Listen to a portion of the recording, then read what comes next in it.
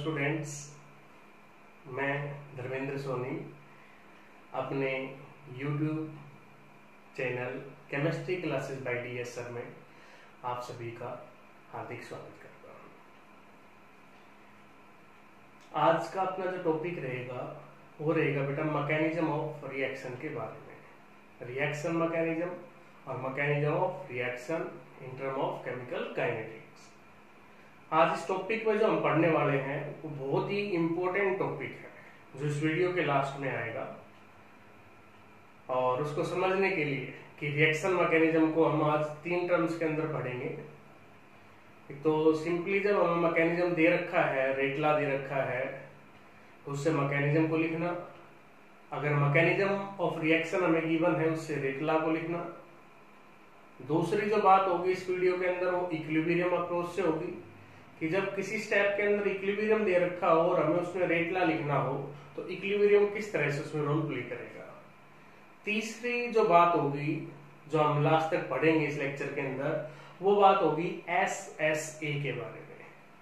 SSA means steady state approximation. ये topic JEE advance के लिए भी इंपॉर्टेंट है, CSIR नेट में भी आता है, गेट एग्जाम में भी आता है। एक अच्छे लेवल का टॉपिक है जो हम आज इस लेक्चर के अंदर पढ़ेंगे। तो स्टार्ट करते हैं आज से हम अपना टॉपिक, आज इस टॉपिक को। और टॉपिक है रिएक्शन मैकेनिज्म और mechanism of reaction. Mechanism of reaction किस चीज के लिए इंपॉर्टेंट है? Mechanism of reaction is useful for the term complex reaction. कि जब रिएक्शन अपने पास कॉम्प्लेक्स हो मींस कि वो रिएक्शन जो एक से ज्यादा स्टेप के अंदर प्रोसीड होती है, कंप्लीट होती है। तो कैसे एक से ज्यादा स्टेप में हो रही है, किस पाथ को फॉलो करेगी? स्टेप वाइज एक्सप्लेनेशन और डिस्क्रिप्शन। ये नोट्स आपने बनाने हैं इसमें से। तो स्टेप वाइज एक्सप्लेनेशन और description of A reaction is called mechanism of the reaction. कि किसी भी रिएक्शन को स्टेप वाइज जब हम एक्सप्लेन करते हैं कि किस तरीके से हो रही है वो उसका मैकेनिज्म कहलाएगा। तो बात करते हैं एक एग्जांपल लेकर। अगर हमें किसी रिएक्शन का रेटला गिवन है और हमें उसका मैकेनिज्म लिखना है तो हम कैसे लिख सकते हैं?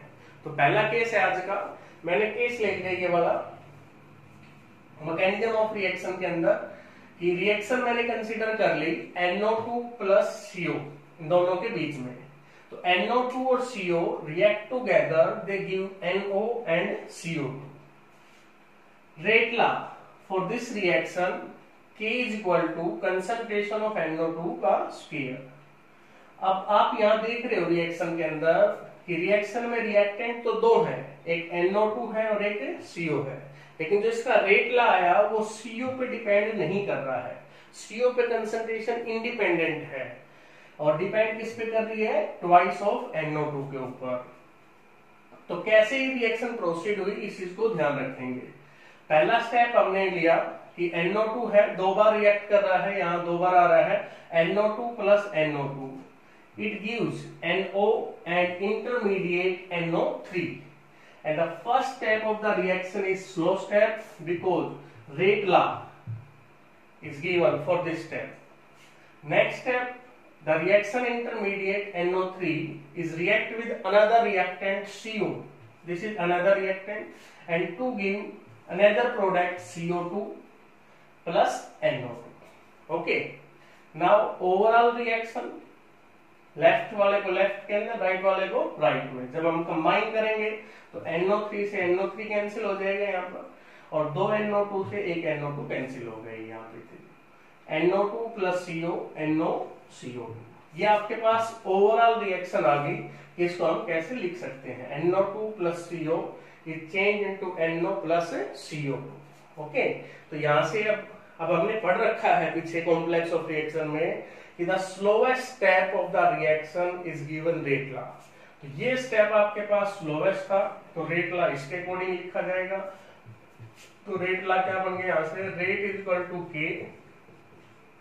NO2 की कंसंट्रेशन का स्क्वायर। तो यहां से आपके पास ये बन जाता है। अब दूसरा एग्जांपल लेंगे इसी तरीके से हम। इसमें तो रेटला गिवन था, मैकेनिज्म हमने लिखा है। अब अगला जो क्वेश्चन लेने जा रहे हैं उसमें मैकेनिज्म हमें गिवन है और हमें क्या लिखना है, रेट लॉ लिखना है। तो हम बात कर रहे थे दूसरे एग्जांपल के बारे में। दूसरे एग्जांपल के अंदर मैंने रिएक्शन लिख ली बेटा, reaction between NO2 and F2। NO2 और F2 के बीच की रिएक्शन हमारे को दे रखी है, ये चीजें गिवन है आपको। अब मैकेनिज्म हमारे पास गिवन है इस रिएक्शन का और हमने इससे रेट लॉ को लिखना है कि रेट लॉ को कैसे लिखेंगे।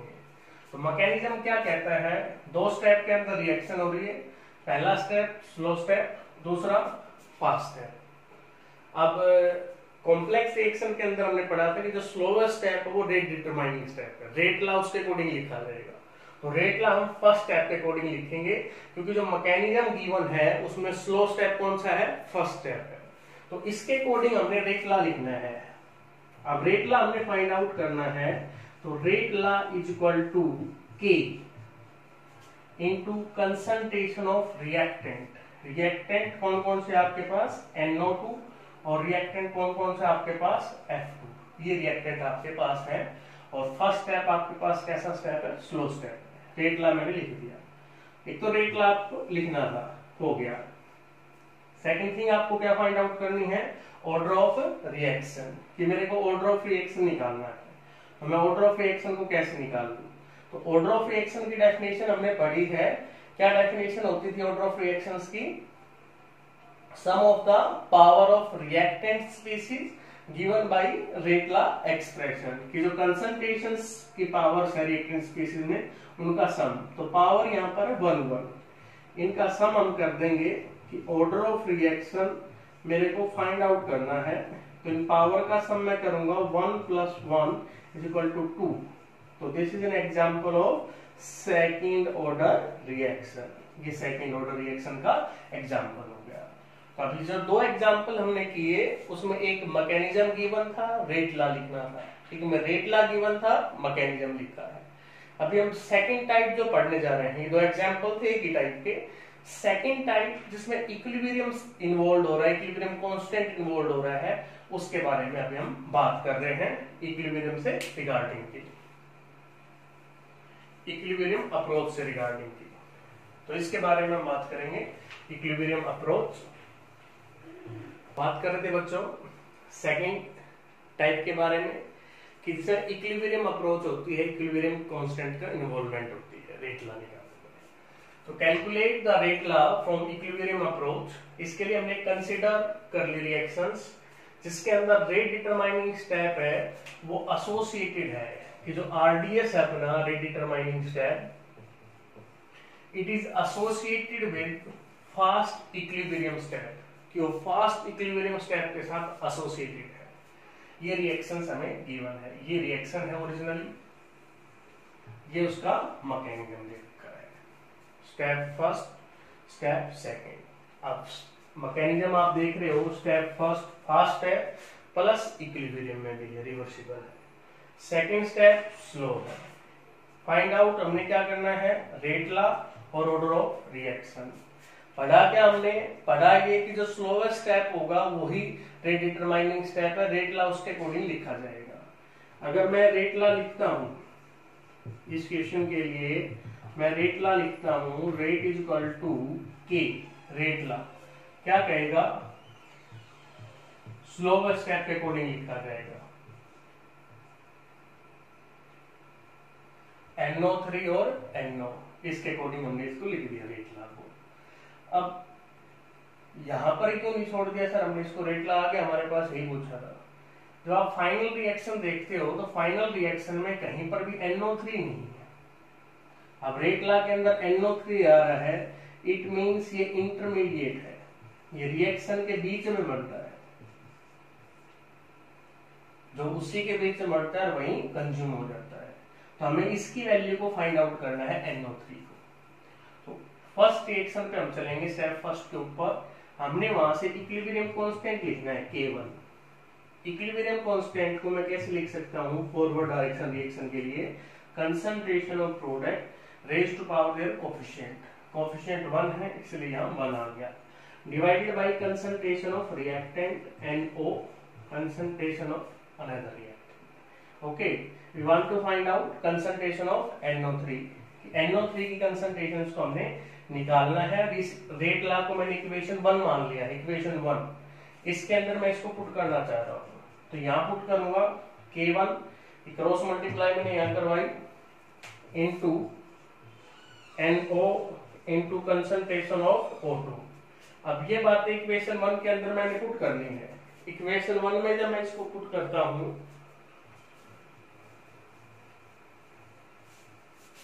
इक्वेशन 1 के अंदर, तो इक्वेशन 1 अपने पास होगी ये कि rate law is equal to K into K1 into NO into O2 into NO।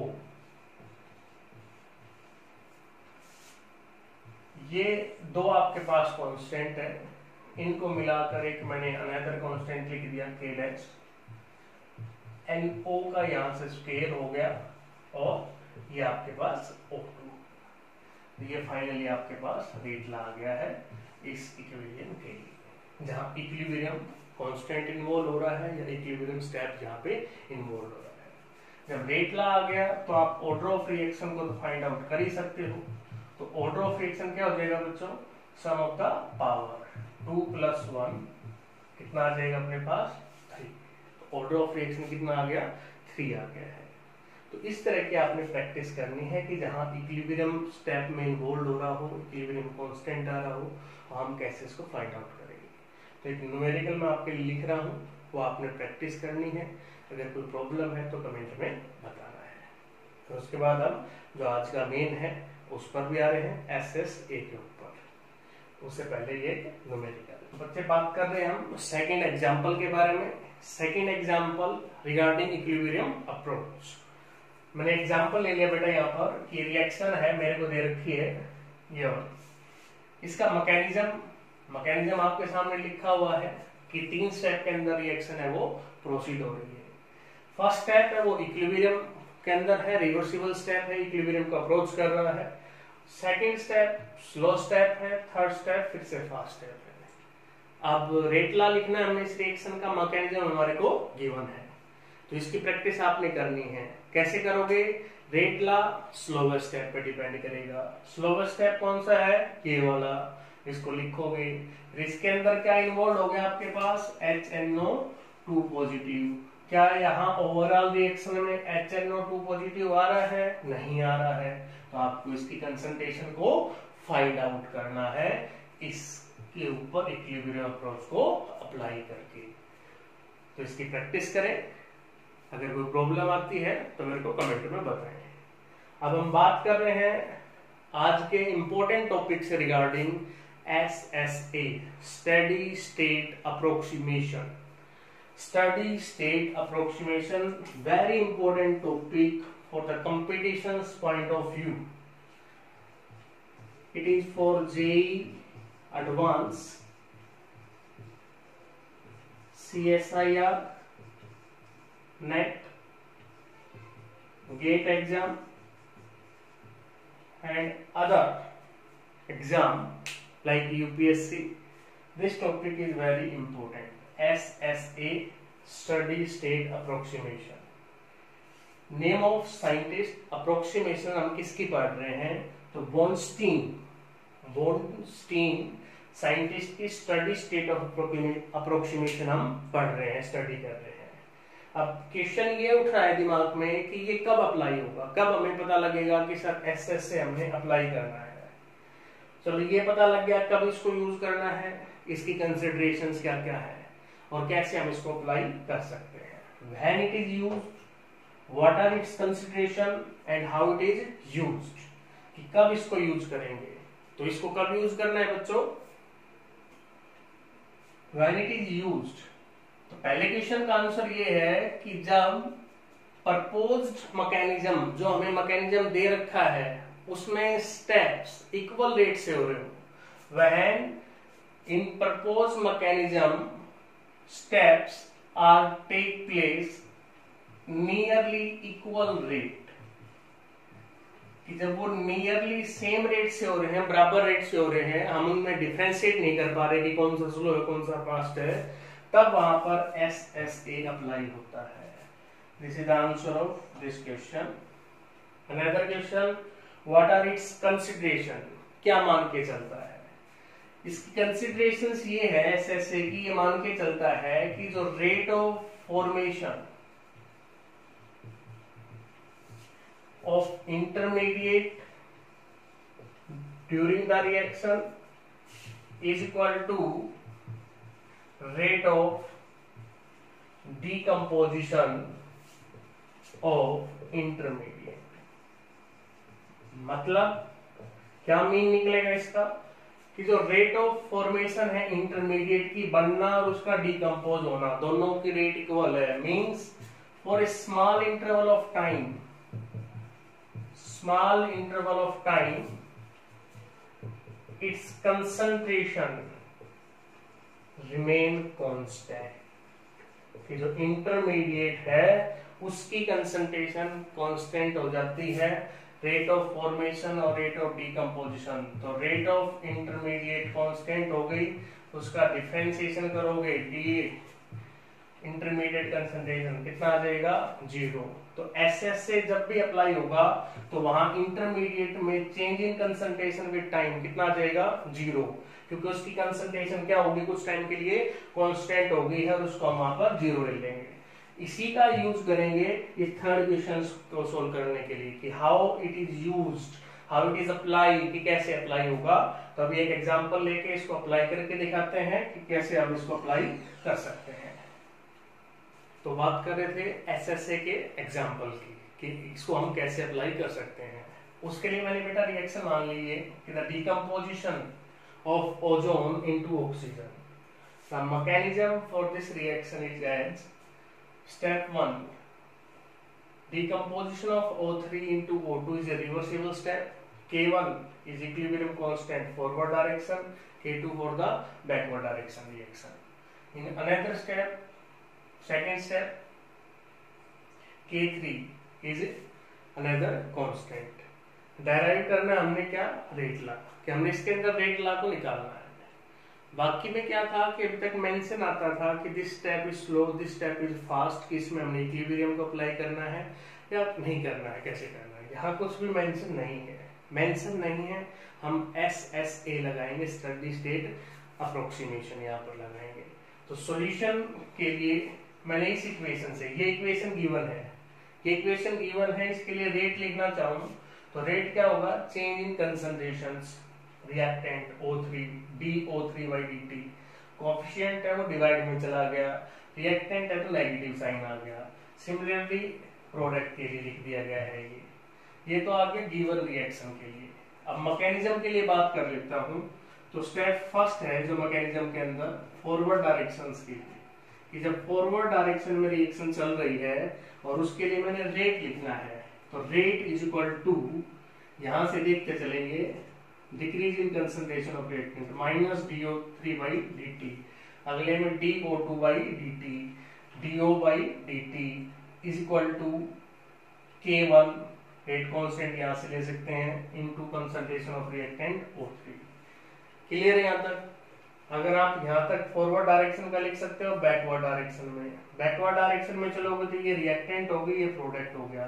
तो इसका रेट क्या लिखा जाएगा, रेट बैकवर्ड डायरेक्शन का rate is equal to minus DO2/dt is equal to minus DO/dt, क्योंकि अब ये रिएक्टेंट हो गए हैं, is equal to product DO3/dt।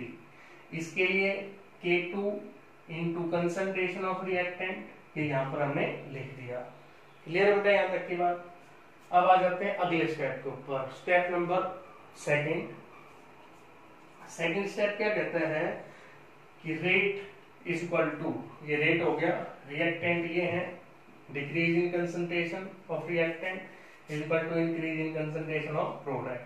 Coefficient है तो हमने expression of rate of reaction पढ़ा है, वो डिवाइड में चला जाएगा, 1/2 यहाँ पर आ गया। ये आपके पास इक्वेशन थर्ड बन गई है। अब 1 2 3 इक्वेशन आपके पास आ गई। अब हमें अप्लाई करना है SSA, steady state approximation. Steady state के ऊपर जो रेट ऑफ फॉर्मेशन और डिकम्पोजिशन है रिएक्ट की वो 0 रहेगी। इंटरमीडिएट क्या है यहाँ पर, O है, O एटम है, तो इस DO/dt की क्या ले लिया हमने, 0 ले लिया है। अब इसको 0 ले लिया, आगे अब हम कैसे प्रोसीड करें। अब हम इसकी कंसंट्रेशन निकालना चाह रहे हैं। प्रोसीड ऐसे करना है कि रिएक्टेंट की कंसंट्रेशन निकालनी है, हमने कंसंट्रेशन निकालनी है रिएक्टेंट की तीनों इक्वेशन से। तीनों इक्वेशन की बात करूं मैं, पहली इक्वेशन के अंदर इंटरमीडिएट जो था DO/dt प्लस दूसरी में नेगेटिव साइन के साथ था DO/dt यहाँ पर, ठीक है बेटा, और तीसरी के अंदर यहाँ पे था, ये भी माइनस साइन के साथ था।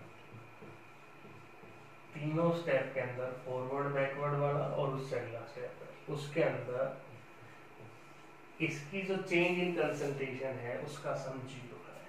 फर्स्ट वाले से आपके पास आ गया K1O3 माइनस K2O2O। कैसे लिख रहा हूँ, क्योंकि रेट की टर्म में है, रेट इसके भी बराबर है, ये चीज इसके बराबर, ये चीज इसके बराबर, इसलिए मैं इसके बराबर लेके चल रहा था, यहाँ से ये लिख दिया, ये कहाँ से लिख दिया, अब ये इसके बराबर रेट होगा, यहाँ से लिख दिया, माइनस तीसरे वाले केस में ये यहाँ से लिख दिया K3, और यहाँ से आ गया आपके पास O3, और ये आ गया O, ओके, इक्वल टू 0। ये चीज हो गया आपके पास 0 के बराबर। हमने फाइंड आउट करना है SS से लगा के इंटरमीडिएट की कंसंट्रेशन को। अब मैं इन दोनों को उधर ले जाऊं तो ये प्लस का हो जाएगा, यहाँ बेटा मेरे पास बचेगा K1O3, ओके, इसके साथ कंसंट्रेशन टर्म थी तो हमने कंसंट्रेशन टर्म्स को यहाँ लगा दिया, मोलर कंसंट्रेशन को, ये दोनों उधर जाएंगे, प्लस के हो जाएंगे KO2 into O plus K3O3 into O। अब कंसंट्रेशन ऑफ O को मैं कॉमन ले लेता हूँ यहाँ पर, जब यहाँ से कॉमन ले लूंगा इस कंसंट्रेशन टर्म को,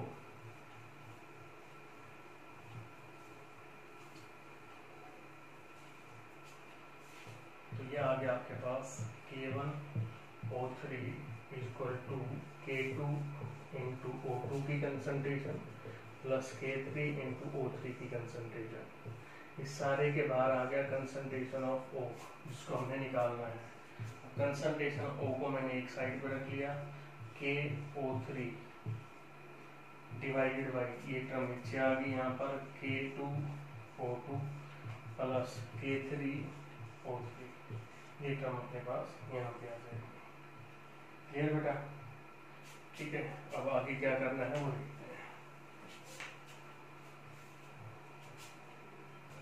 तो बेटा हमने O की वैल्यू निकाल ली थी, कंसंट्रेशन ऑफ O।